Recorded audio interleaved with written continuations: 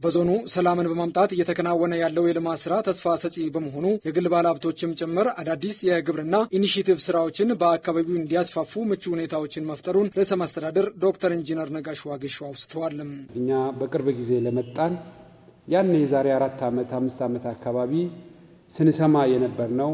እኔም መጀመሪያ ጊዜ እዚህ ሲመጣ 3-4 ኮምቦይ ታጅቤ ሲመላለስ ከነበርኩበት ዛሬ በሰላም አንድ መኪና ይዤ መጥቼ የፈለኩበት ጋር ገብቼ የፈለኩበት ጋር አድሬ ሲወጣ የሚሰማኝ ደስታ በጣም ጥልቅ ነው።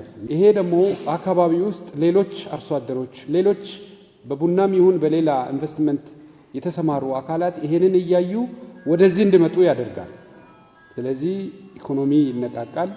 አካባቢያችን የልማት የኢንቨስትመንት የስበት ማዕከል ትሆናለች ማለት ነው። በዞኑ የቡና ማሳ ሽፋን ከፍተኛ ቢሆንም በምርት ጥራትና ከምርታማነት አንጻር ሰፊ ስራዎችን ይጠይቃል ያሉት ርዕሰ መስተዳድሩ ዘመናዊ የቡና ሜካናይዜሽን ስራዎችን ተግባራዊ በማድረግ የአምራች አርሶ አደሩን የኢኮኖሚ ተጠቃሚነት ለማረጋገጥ በትኩረት እንደሚሰራ አመላክተዋል።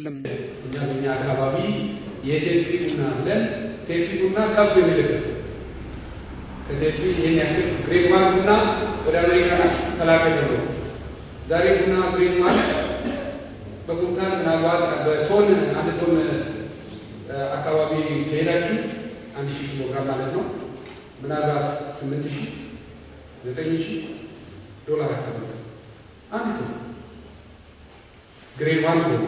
ይሄኛ ቡና ስንሰበስብ ስንሸመት ስንለቅም ይሄ ጥቁሩ የተሰባበረው ምኑ ይቀላቀልና ሄዶ ደረጃ 3 ደረጃ 4 ይሆንና ወይ 3000 ወይ 2000 ነው።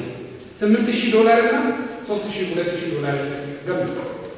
ቡናው ያው የቡና ልማት ለክልሉም ሆነ ለሀገሪቱ ኢኮኖሚ እድገት የጀርባ አጥንት የመሆኑን ያህል በትኩረት እንደሚሰራም ነው ርዕሰ መስተዳድሩ በመድረኩ ላይ ያረጋገጡት። የጋራ ፎረም እናቋቁም።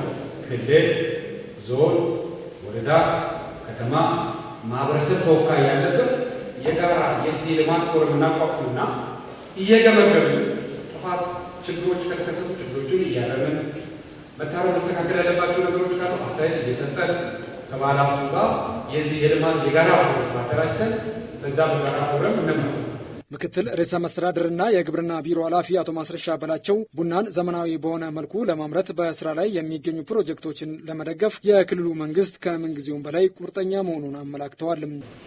ለክልላችን ከ590 ሺህ ሄክታር በላይ ቡና ማሳ ሸካ ዞን 87 ሺህ ሄክታር ነው ባለሳሳት ወፍራት ይላልች። ግን በአመት ውስጥ 87 ሺህ ሄክታር ቡና ይዘን ለማዕከላዊ ገበያ የምናቀርበው ከ15-20 ሺህ ቶን ያለው የሀገሪቱን ኢኮኖሚ የሚሸከመውን ቡና ወደሚፈለገው ውጤት ለማምጣት በክልሉ ያለውን የመልማት አቅም አሟጦ መጠቀም እንደሚገባም አቶ ማስረሻ አውስተዋል። በሸካ ዞን ቡና በብዛት ቢመረትም ለዘመናት ከዘርፉ ተጠቃሚ መሆን አለመቻሉን የገለጹት የሸካ ዞን የመንግስት ዋና ተጠሪ አለማየሁ አለሙ ዘመናዊ የቡና ሜካናይዜሽን ስራ ምርታማነትን እንዲጨምር ትልቅ ፋይዳ ያለው መሆኑን ተከትሎ በዞኑ ይኸው ተግባራዊ መደረጉ የለውጡ መንግስት ትሩፋት መሆኑን ተናግረዋል። በዞናችን ቡና ለዘመናት ሲመረት የቆየ ቢሆንም ምርታማነቱ ብዙም ያልተሻሻለ ልማታችንና ምርት አሰባሰባችንም ጥራት የጎደለው ከችግር ያልወጣና ድካም የበዛበት የምናገኘው ገቢም አነስተኛ መሆኑ እየታወቀ ከልማዳዊ አሰራር ሳንሻገር ቆይተናል። በመሆኑም ይህን ችግር በዘላቂነት በመፍታት በከፍተኛ ቴክኖሎጂ የታገዘ ምርታማነት የሚያስጨምር ለአካባቢው ትልቅ አበርክቶ ያለው የዘመናዊ ቡና ልማት ኢኒሼቲቭ እንደ አገር ሲሰጠን ያለንን ጸጋ በተገቢውና በቅንጅት ወደ ሀብት በመቀየር የኢኮኖሚ ብልጽግናችንን የምናረጋግጥበት አንዱ መንገድ በመሆኑ ከግንዛቤ መግባት ይኖርበታል።